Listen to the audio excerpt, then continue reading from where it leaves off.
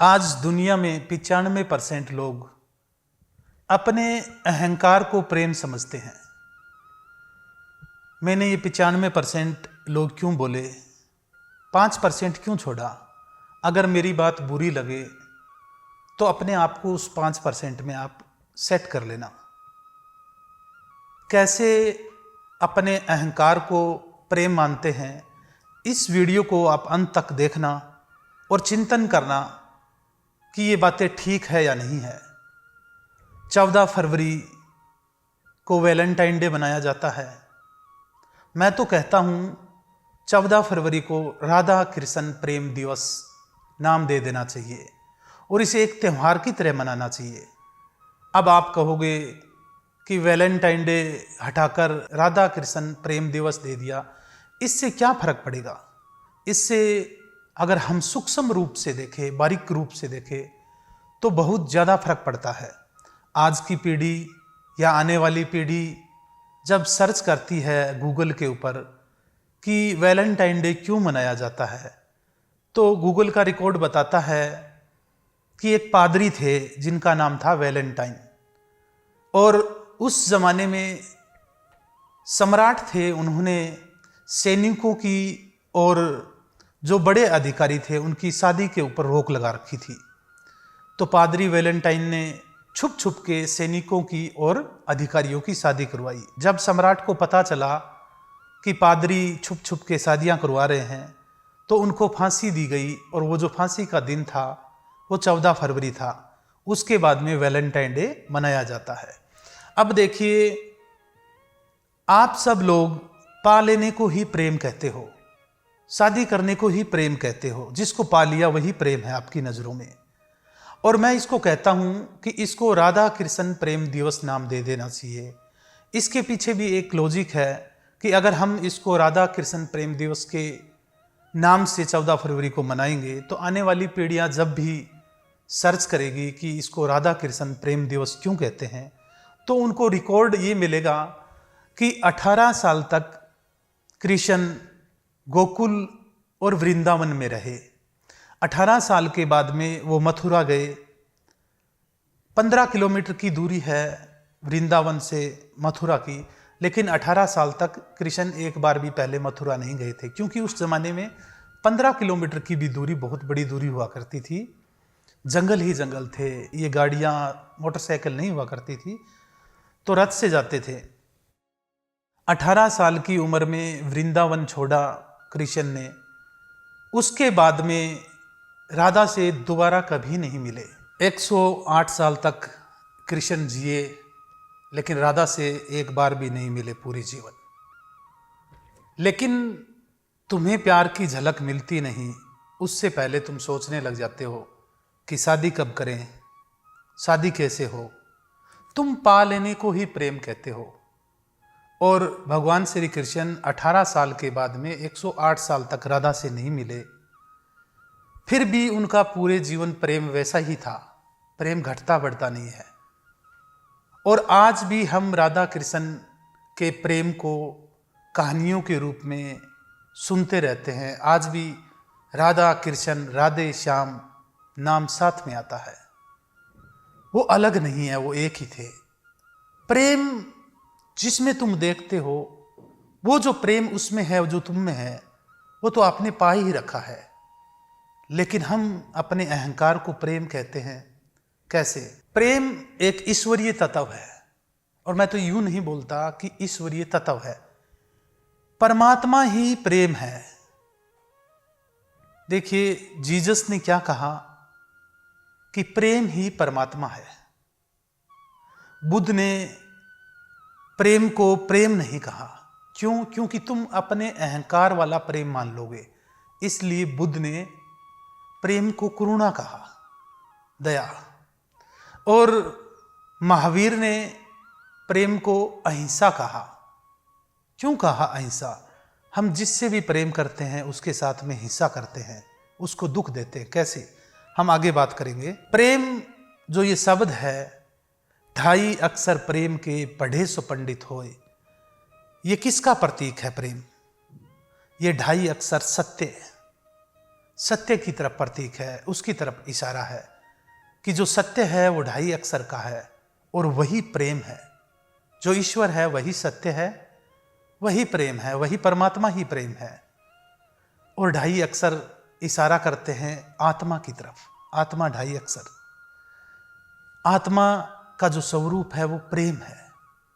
लेकिन तुम जो सर्च करते हो कि शादी करवा दी तब उनको फांसी चढ़ा दिया, अब प्रेम दिवस मनाओ, नहीं। पूरे जीवन राधा कृष्ण नहीं मिले, आज भी हम उसको प्रेम के रूप में प्रेम की कहानियां सुनते हैं। पा लेना प्रेम नहीं है। लेकिन तुम तो अहंकार को प्रेम कहते हो। कैसे अहंकार को प्रेम कहते हो? थोड़ा समझे इस बात को। जब भी तुम कहते हो मेरी माँ मैं बहुत प्रेम करता हूँ, यानी मेरी, मैं पहले लगाते हैं फिर प्रेम करता हूँ। मेरी बीवी यानी मैं पहले लगाएंगे फिर बोलेंगे मैं प्रेम करता हूँ। मेरा बेटा, आप अपने बेटे के लिए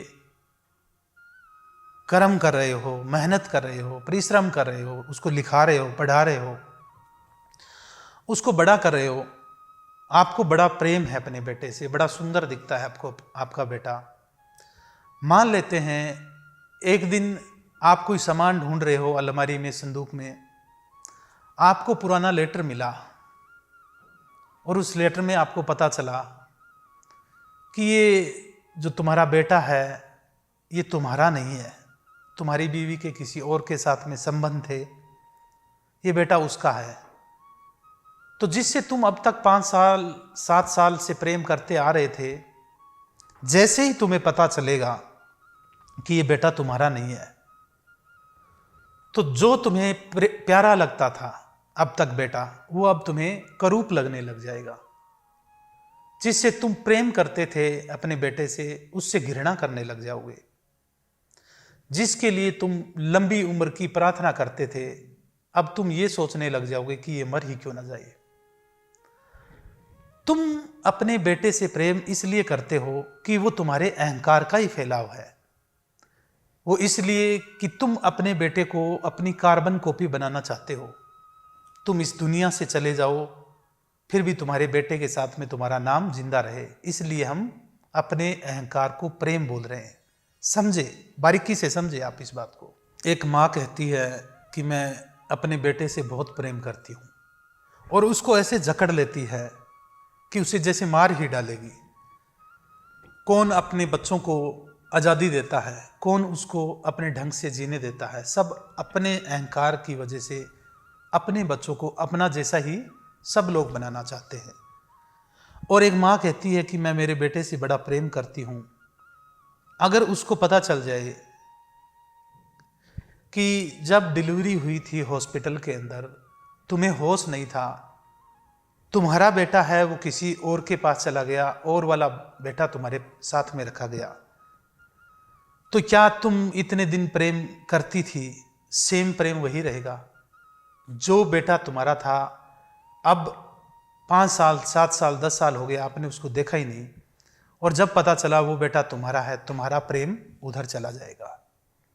तो ये सारे प्रेम जो तुम समझते हो, ये हमारे अहंकार का फैलाव है। जिसको तुम प्रेम करते हो उसी के साथ में तुम हिंसा करते हो।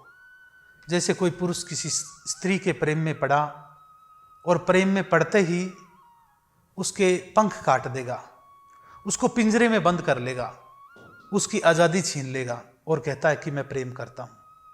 वो अगर किसी दूसरे की तरफ देख भी लेती है तो अंदर आग लग जाती है कि ये किसी दूसरे की तरफ क्यों देख रही है। और तुम ये भी कहते हो कि मैं चाहता हूं कि तुम खुश रहो। ये कैसी खुशी है, कैसा प्रेम है? ये हमारा अहंकार है। अगर एक लड़की किसी दूसरे के साथ में बैठ के बातें कर रही है आनंद से, तुम्हारे भीतर आग लग जाती है, तुम ऐसे सोचते हो मैं इसका गला ही काट दूं। तुम उसके मालिक बनना चाहते हो, तुम उस पर कब्जा करना चाहते हो। और तुम्हारे ऐसे छिछोरेपन से, जिसको तुम प्रेम करते हो, ऐसे छिछोरेपन से अगर कोई लड़की तुम्हें छोड़कर चली जाए, तुम मरने को हो जाते हो, रोते हो पीछे से। वो क्यों रोते हो? तुम्हारा अहंकार टूट गया। तुम्हें पता था कि ये मेरे बगैर नहीं रह सकती, अब ये चली गई किसी और के साथ। फिर रोते हो कि मैं अब कैसे जीऊंगा। जब ये नहीं मिली थी उससे पहले जी रहे थे, वैसे ही जियो, आगे जियो। उसको छोड़ दो खुले आकाश में, वो जहां पर भी आनंदित है उसको देखकर तुम खुश हो। नहीं, ऐसा नहीं कर सकते। क्यों? क्योंकि तुम्हारा प्रेम ही प्रेम नहीं है, तुम्हारा अहंकार है। इसलिए प्यारे सज्जनों, प्रेम को समझे। प्रेम क्या है? जब तुम्हारी भीतर की जो ये मैं है ये बिल्कुल विलीन हो जाएगी, बिल्कुल खाली हो जाएगी, तो तुम्हारे भीतर पूर्ण ज्ञान भर जाएगा। जब मैं टूटेगी तो तुम्हारे भीतर ज्ञान का प्रकाश होगा, और ज्ञान का प्रकाश ही प्रेम है। ज्ञान से पहले प्रेम समझ में नहीं आएगा, और जब तुम पूरे ज्ञान से भर जाओगे तब पूरे प्रेम से भी भर जाओगे। तुम्हारी मैं उस टाइम बिल्कुल खाली हो जाएगी। फिर तो तुम्हारे अपने तुम्हारे साथ है तो उनको प्रेम मिल रहा है, तुम्हारे अपने ना होते कोई और होता तो उसको प्रेम मिलता तुम्हारा, और अगर कोई भी ना होता तो तुम्हारा प्रेम शून्य में बिखरता। जैसे दूर जंगल में कोई फूल खिला और वो फूल खिल के मुरझा के अपनी सुगंध फैला के चला गया। अब वो फूल खिला, कोई राहगीर वहां से गुजरा तो उसको उसकी सुगंध मिल गई। अगर नहीं गुजरा तो शून्य में सुगंध को बिखरा के फूल मुरझा के गिर गया। ऐसे ही अगर तुम्हारे पास कोई होगा तो तुम्हारा प्रेम उसको मिलेगा, अगर नहीं होगा तो शून्य में बिखर जाएगा। ऐसे जब तुम्हारा प्रेम ऊपर की तरफ उठने लग जाएगा, चेतना की तरफ उठने लग जाएगा, तो प्रेम की सुगंध आपके चारों तरफ फैलने लग जाएगी। कोई वहां से गुजरेगा तो उसको तुम्हारे प्रेम की सुगंध मिलेगी, अगर कोई ना गुजरेगा तो शून्य में प्रेम की सुगंध बिखरेगी। लेकिन जो तुम प्रेम कहते हो वो तो तुम्हारे अहंकार को तुम प्रेम कहते हो। आज किसी के लिए जान दे सकते हो तो कल उसी की जान ले भी सकते हो। वो तो खुद से ही प्रेम करना हुआ, वो तो खुद का ही अहंकार हुआ। हम अपने अहंकार को प्रेम नाम देकर दूसरे की आंखों में देखना चाहते हैं। जैसे आप किसी को पूछो कि क्या कर रहे हो और वो कहे कि दर्पण देख रहा हूं, तो दर्पण कोई नहीं देखता। क्या आपने कभी दर्पण देखा है? दर्पण में अपनी ही आकृति देखते हैं, अपने को ही देखते हैं। ऐसे ही हम जिससे प्रेम करते हैं उसमें अपने अहंकार को ही देखते हैं। तो प्यारे सज्जनों, राधा कृष्ण प्रेम दिवस 14 फरवरी को क्यों मनाना चाहिए? क्योंकि आने वाली पीढ़ी जब सर्च करे तो उनको सर्च में ये ना मिले कि शादी ना होने की वजह से मर जाते हैं आदमी। उनको सर्च में ये मिले कि शादी ना हो तो मरना नहीं होता। पा लेना ही प्रेम नहीं है। राधा कृष्ण ने पाया नहीं तो भी आज उनका प्रेम की कहानियां हमेशा कहानियों के रूप में जिंदा है। तो आने वाली पीढ़ियां प्रेम को समझे, बीमार और रूगण ना हो। अगर शादी ना हो तो वो सुसाइड ना करे। उनको ज्ञान होना चाहिए कि प्रेम ईश्वर तत्व है। परम गुरु राधेश्याम जी से जुड़ी ऐसी ही जन कल्याणकारी वीडियो को देखने के लिए हमारे चैनल को सब्सक्राइब कीजिए, फॉलो कीजिए, लाइक कीजिए और मानव जाति के कल्याण के लिए इस वीडियो को ज्यादा से ज्यादा शेयर कीजिए।